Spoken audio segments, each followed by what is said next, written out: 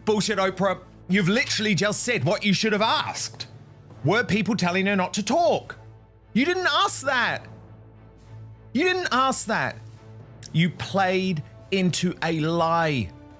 And as a result, your legacy is now trashed, and you know it. I find it very strange that there was not a picture or even a hint that Meghan was ever there.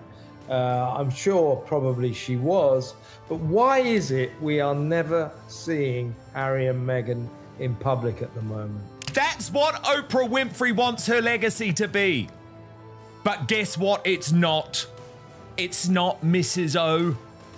Because you were snookered by the biggest liars in history, and you're now trying to backtrack on those lies because you know that your reputation was shot the moment that you allowed Prince Harry and Meghan Markle to try and bring down the British royal family with a tissue of untruths. Where the hell is Meghan Markle? And what is the strategy behind Meghan being completely MIA right now, other than maybe her being humiliated by Harry's loss and not wanting to be associated with a loser? Oprah does not like being played. She is a rich bitch, whether I agree with her politics or not, or I like her that much, she is a boss. And she realized after that interview, these two are playing me. They played me. She sat in my face and lied. Oprah just admitted on camera, we lied. The entire 2021 interview was built on lies. And Meghan's panic right now is visible. Here's what that confession changes forever. Oprah Winfrey sat down yesterday with Vanity Fair, and Vanity Fair decided to play her an old clip of her interview with Meghan Markle from 2021. Now, this is an interview in which Meghan Markle told multiple lies, right? Meghan Markle went on there and she accused the royal family of racism. She said all types of things. She was miserable. They drove her to almost want to take her life. Now, she had no evidence to back any of that up. And Oprah Winfrey, I think she realized after the interview, she got played. Picture this. It's early 2021. A 96-year-old woman has just lost her husband of 73 years. She's grieving. She's elderly. She's dealing with the loneliness that comes when you've shared your entire life with one person, and suddenly they're gone. During this time, while she's still processing that loss, a global television interview airs. And in that interview, she's accused of something that attacks her character: racism. A public accusation vague enough that she can't defend it, specific enough that it sticks. Think about that moment. You're 96. You're grieving. And millions of people around the world just heard something about you that's devastating. Something you can't easily fix because it's vague. It's damaging because it's unclear. She doesn't fight back publicly. That's not who she is. Her generation was taught that you maintain dignity through silence, that you don't engage with gossip, that you let your character speak for itself. I don't care if Harry was nice to me. I would still judge him based on the fact that he made Queen Elizabeth, Prince Philip, and King Charles's lives a living hell at their lowest point. Queen Elizabeth terrified of a book coming out and a new reality show about her family as she's sitting in St. George's Chapel grieving her dead husband alone. But here's the trap. When you stay silent against an accusation, especially a vague one, people think maybe it's true. The lie hangs in the air. It becomes part of the story, and she just has to live with it. 8 months later, she died now. Here's what matters. She never got to hear that confession. She never got to hear someone finally say, actually, that lie we told about you, it wasn't true. She went to her grave with that hanging over her. But here's where this gets important for you. If you're 50 or older, you grew up with this woman. You watched her serve for decades. You saw her navigate impossible situations with grace. You understood what dignity looked like by watching her live it. When lies about her spread, it wasn't just tabloid drama to you. It felt personal. When it comes to this interview, she was part of trying to help take down the monarchy.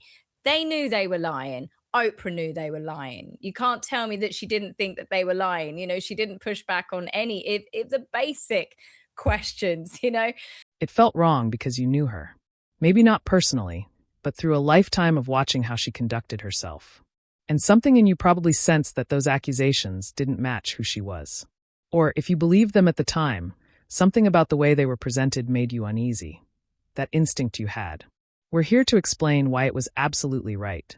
Oprah realized after that interview, in my opinion, because of all the reporting and all the lies that were debunked, Oprah realized she was used. Meghan Markle is a con artist, and she used Oprah Winfrey to launder her image. She thought Oprah Winfrey, who was beloved by Black women across the country, could come on camera and rehabilitate her and make her this victim. This is during Black Lives Matter. You guys have to remember what was going on in 2020 and 2021. Tonight, someone just admitted publicly, finally, that the entire foundation of that interview was built on lies. Not exaggerations, not different perspectives, lies. And this isn't some random person admitting it. This is the person whose credibility launched the entire narrative. This is the woman the world trusted to find truth. She's now saying that truth was missing from the very beginning. That matters because it changes everything about what happened. They didn't know, obviously, anything that I was going to ask them, but I had said to them ahead of time, I'm going to try to cover everything. This interview took 3.5 hours. And as is always the case for me, I want it to be a win-win for you. So I was just trying to carefully go through everything that had come up. It validates what you sensed. And it means an elderly woman's name can finally be cleared, even though she's not here to know it. Think of all the things he's done, the unconscionable things he's done, things he's said about his nearest and dearest, the agony, the misery he put the poor Queen and Prince Philip through before their sad deaths. He does all that barely thinking because he's immature and stupid. Let's be honest. If you watched that 2021 interview and felt uncomfortable, you weren't being cynical. You were being wise. Maybe you couldn't put your finger on exactly what felt off. Maybe the accusations were vague enough that you wanted to believe them. Maybe you gave the benefit of the doubt, because that's what decent people do. But something didn't sit right with you that you've lived long enough to recognize patterns. You've seen enough manipulation to spot when something's being presented in a particular way. No, you weren't. No, you weren't. You were just admitting that you wanted it to be a win. You weren't talking about it being a win for the truth or a win for journalism or a win for the British royal family. You were talking about it being a win for Harry and Meghan and for you. And achieving that win meant not reporting and not asking about a whole load of real stories. You understand that when someone makes an accusation but refuses to give specific details, there's usually a reason. Vague accusations are powerful because you can't defend against them. How do you defend yourself against something that happened when no one says what? You can't. You're trapped either way, and your instinct picked up on that. Even if you didn't consciously think it through, some part of you recognized the tactic. Here's what makes this important. That's why when they said there was a member of the royal family that was racist, and they turned around and said, oh, we're not going to say who it is, because they knew that that put a blanket accusation over every member of the royal family. Oprah should have said, is it one person? Is it a group of people? How many people were in the room? You don't have to tell me names, but at least we can do a little bit here of perhaps... You don't have to tell me names, but at least we can do a little bit here of perhaps you've been told by media, by talking heads, by people who claim expertise that you should accept the narrative you were given, that you're out of touch if you doubt it, that you're not understanding the full context. But your doubt was actually evidence of wisdom. The skepticism you felt wasn't mean-spirited. It wasn't about dismissing someone's suffering. It was about noticing that something wasn't adding up, that the story being presented had gaps, that the person asking the questions wasn't asking the hard follow-ups. Think about it this way. A real journalist, when someone makes a serious accusation, asks, who, when, what specifically happened? What did they say? What was your response? Those are basic questions, but those questions weren't asked. And on some level, you notice that. And she said right there, I was just asking for clarification. You can tell she knows something is rotten in Denmark. She's going, I wanted clarity. Were you silenced? Were they telling you to be silent? Were you silencing yourself? You can see in the years since then that Oprah has realized Meghan has no soul. There is no real Meghan Markle. She is a chameleon, right? She is going to absorb the people around her, right? When she was dating the chef before Prince Harry, she decided she's going to be a chef. And now we're all dealing with her trying to be the next Martha Stewart, which is never going to happen. What we're telling you tonight is this. Trust that instinct. You were right. Not in a petty way. Not in a I told you so way, but in a deep, fundamental way about recognizing truth from manipulation. The person who was supposed to find truth just admitted she didn't. In fact, she admits she was part of the problem. She was complicit in spreading a story she now says was built on lies.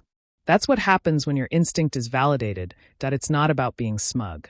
It's about understanding that you can trust your own wisdom. You've lived long enough to know when something feels manufactured. And this time, you were absolutely right to feel it. Now, we have proof. She helped Harry and Meghan by not asking any of the questions, by not doing any pushback. She helped do that propaganda. And for her saying it was going to be a win-win, yeah, because she was helping them. Yeah, she totally was, because anytime she did even gently try to nudge, what happened? All of the stories collapsed. Like in terms of the racism accusation. Oh, so what? They said it to you. This is about Archie's skin color. Oh, no. It was to Harry. An accusation of racism is not a small thing. It's not casual. It cuts to the core of who someone is as a person. Now imagine receiving that accusation publicly on a global stage, broadcast to millions, and the accusation has no details, no specifics. Just racism happened. How do you defend yourself against that?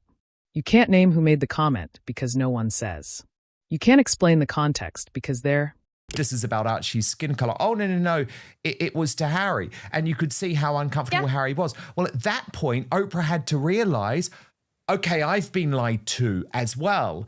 But actually, what matters more here is the truth. You're simply left as a person accused publicly, permanently, with no way to clear your name. That's the position she was in. And it wasn't during a comfortable time. It was while she was grieving, while she was elderly, while she was approaching the end of her life. Think about the psychological toll of that. You're 96. You've lived a life of service. You've tried to do right by people. And suddenly, based on an accusation with no details, millions of people think you did something cruel based on someone's race.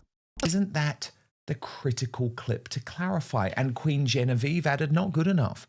Public apology at the very least, and to do so when Prince Philip was dying was disgusting.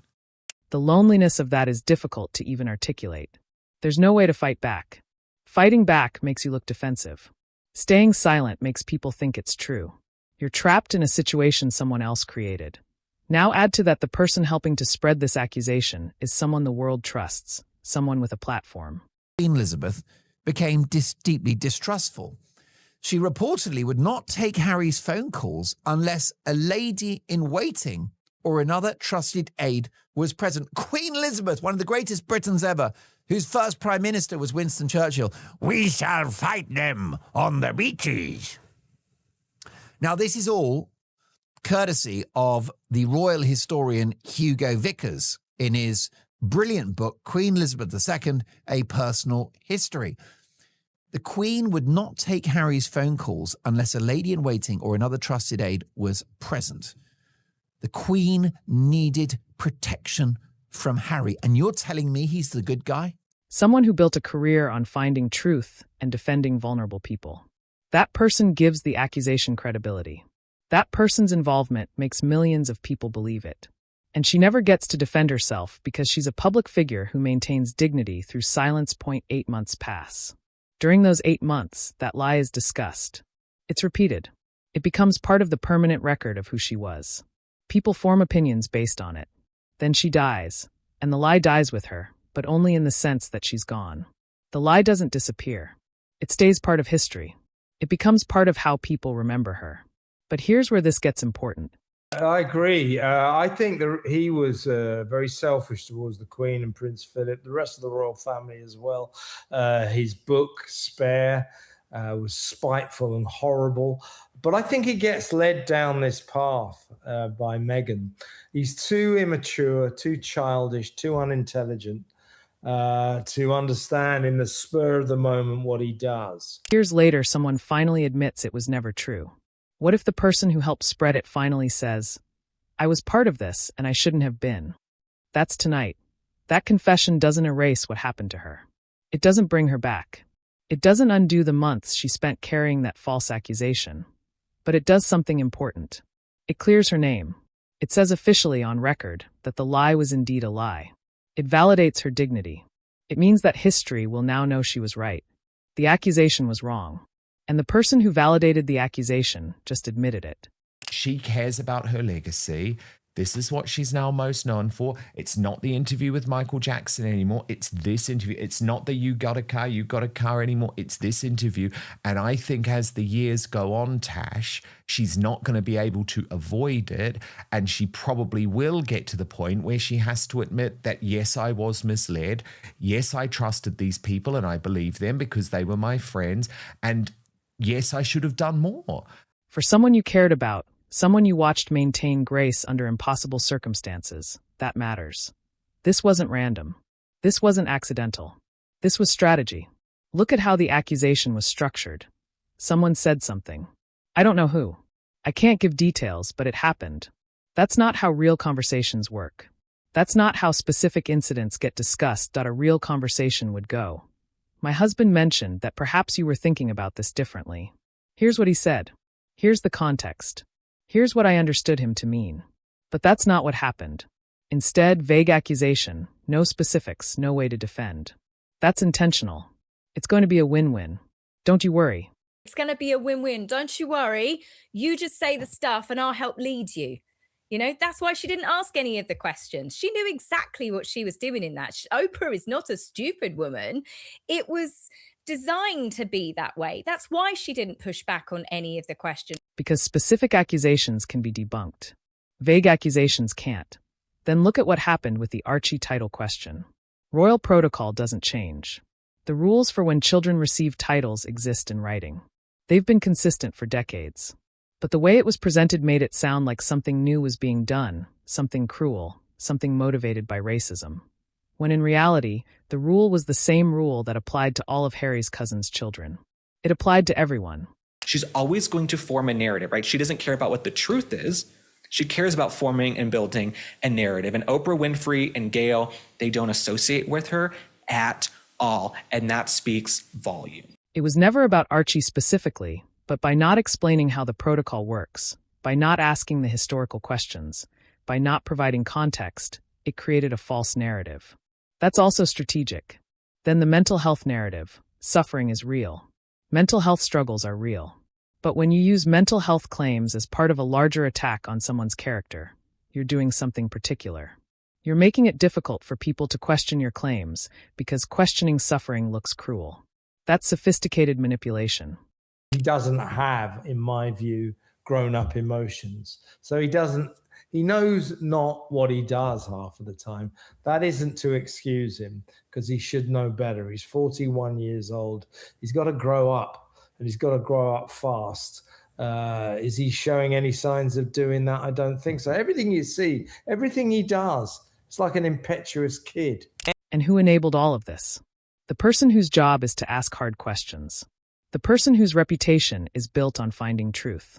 She didn't ask for specifics. She didn't challenge vague accusations. She didn't explain protocol. She didn't push back. She validated. And her validation, that's what made people believe it. Because she's Oprah. She's built a career on uncovering truth and protecting vulnerable people. If she's accepting these stories as true, then they must be true, right? That's where her complicity becomes clear. She wasn't just a platform. No one who views themselves as any type of journalist, and I don't mean you necessarily have to be a trained journalist or anything like that, but just a seeker of the truth, no one goes into an interview telling the person who you're interviewing, oh, this is going to be a win-win.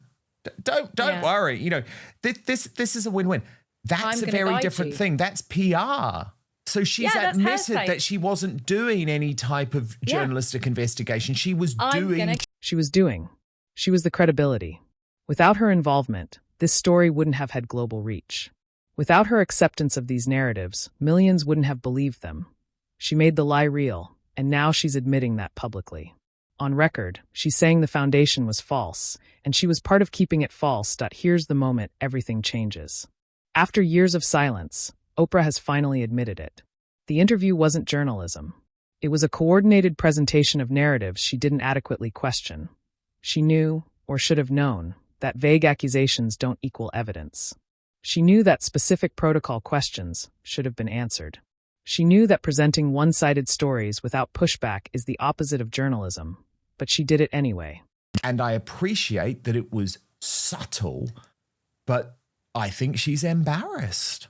I think she's deeply, deeply embarrassed, and she wants to change the legacy of this interview. Not defending it, not justifying it, admitting it. And this matters in a specific way because everyone involved could have eventually admitted this. Harry could have said, "We were upset and presented things a particular way." Meghan could have said, "We didn't provide full context." That would be something. But if Oprah never said anything, the lie stays viable. People could argue, well, she didn't challenge them, so maybe she believed them. She could hide behind the ambiguity. She really tried to use Oprah, and Oprah Winfrey has not said anything positive about her since then that we can locate. I was researching last night. I was calling around. Someone told me last night, Oprah and Meghan Markle haven't even seen each other since 2024, I believe September 2024 at Tyler Perry's birthday, which was a big group affair. By confessing, she removes that ambiguity. She says explicitly, "This was wrong. I was part of it being wrong." Her confession is significant because it comes from the person who made the lie real. It's not some peripheral figure saying, "I always thought that was wrong." It's the central figure, the one whose credibility made people believe, saying, "The credibility I gave was misplaced." That's powerful, and it's permanent. Once someone admits publicly that they were part of spreading false narratives, they can't take it back. It was really interesting, wasn't it? Oh, I haven't done that since. That's not someone who's watching back a piece of work, Tash, that they're proud of. And also, it's almost like she was trying to suggest, well, I wasn't really in my right mind. They can't claim they were just reporting what they heard. They can't hide behind uncertainty. She's confessed. And now everyone knows the foundation was false. The person who validated it now admits it shouldn't have been validated. This confession also does something else. It removes her as a protector. If you're going to continue believing the narrative, you can't point to Oprah's credibility anymore. She's just admitted her credibility was misplaced. So, the lie loses its most important defender. And what's left? The truth. And she said right there, I was just asking for clarification. You can tell she knows something is rotten in Denmark. She's going, I wanted clarity. Were you silenced? Were they telling you to be silent? Were you silencing yourself? You can see in the years since then that Oprah has realized Meghan has no soul. An elderly woman was accused of something based on vague allegations.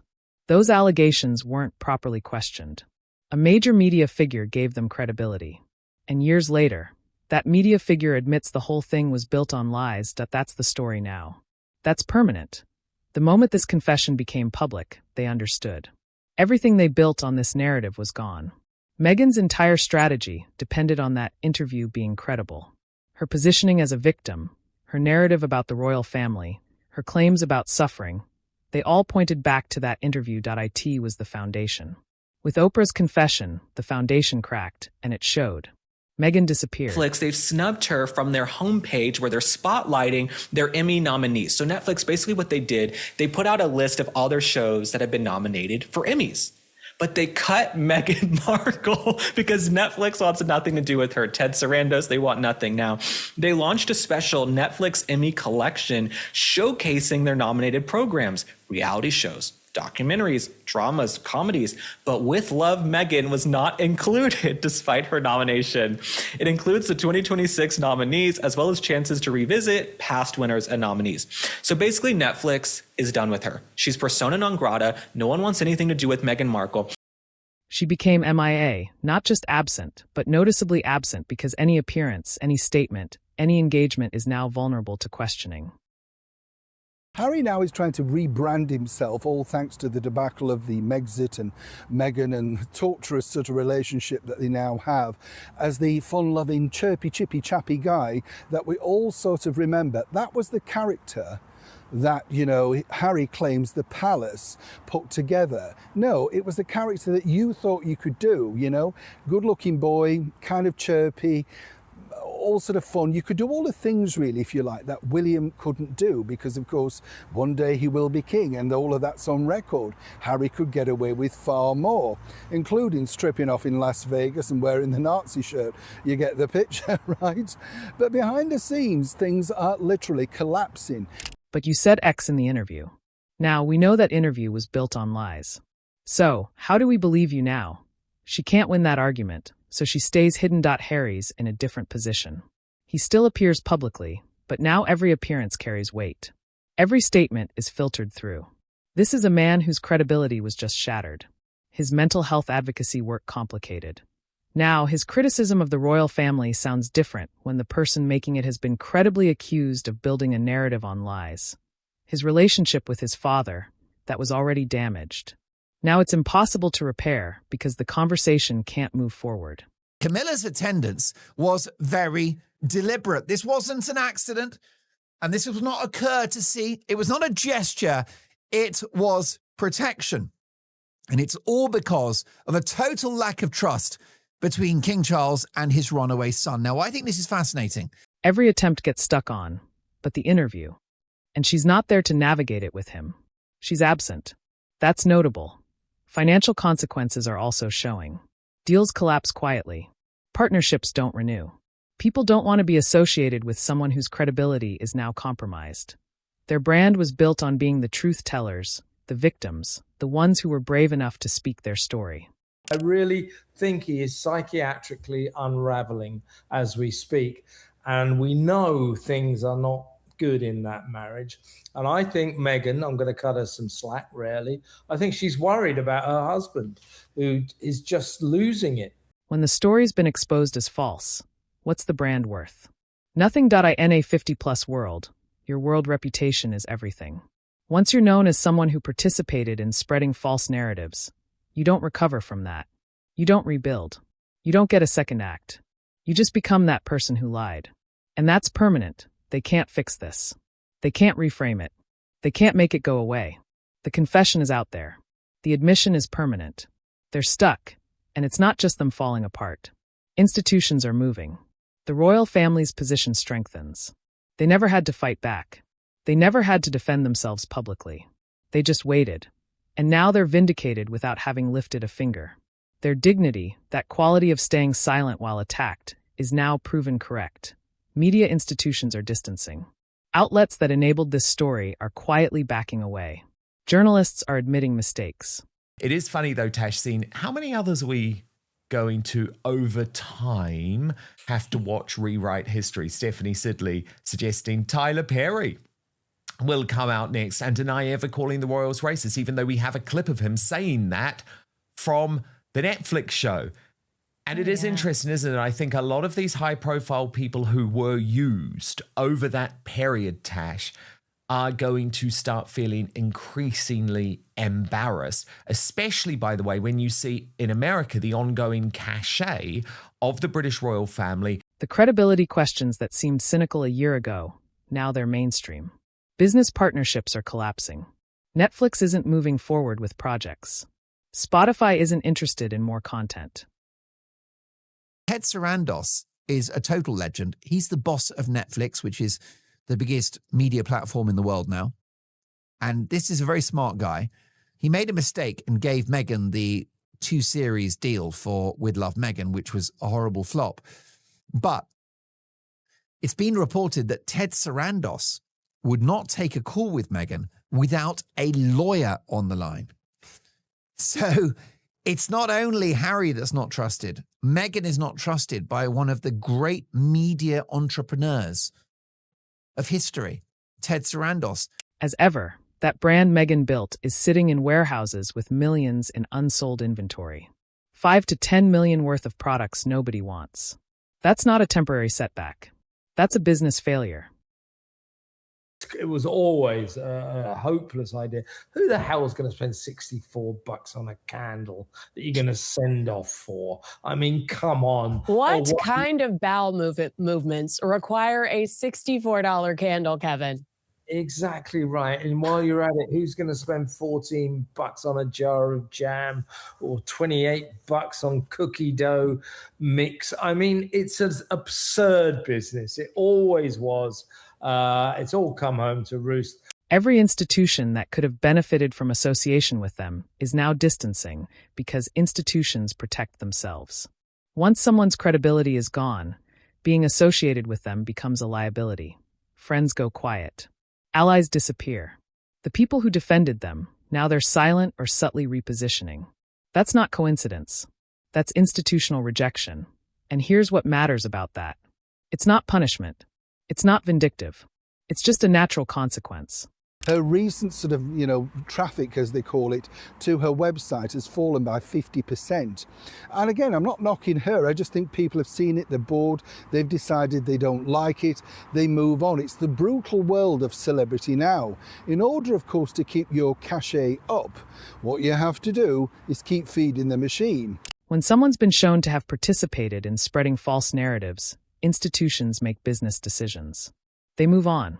They don't continue investing in someone whose credibility is compromised. It's efficient. It's not emotional. It's just how systems work. And it's permanent because credibility, once lost in this way, doesn't come back. You can rehabilitate a reputation over decades. But a public admission that you were part of spreading lies, that's different. That's a permanent mark. So what does this actually mean? It means an elderly woman's name is cleared. Not during her life, but in history. Future generations will know she was lied about. The lie was exposed. She was right. It means your instincts were validated. You sensed something was wrong, and you were absolutely right. Trust that going forward.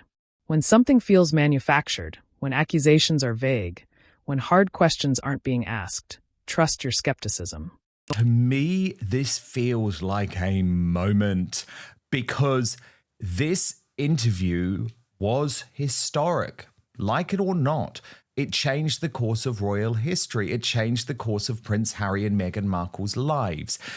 And those of us who knew at the time, like you did, that what Oprah Winfrey was actually allowing was propaganda to be broadcast around the world, lies to be broadcast around the world in an attempt to bring down the British royal family.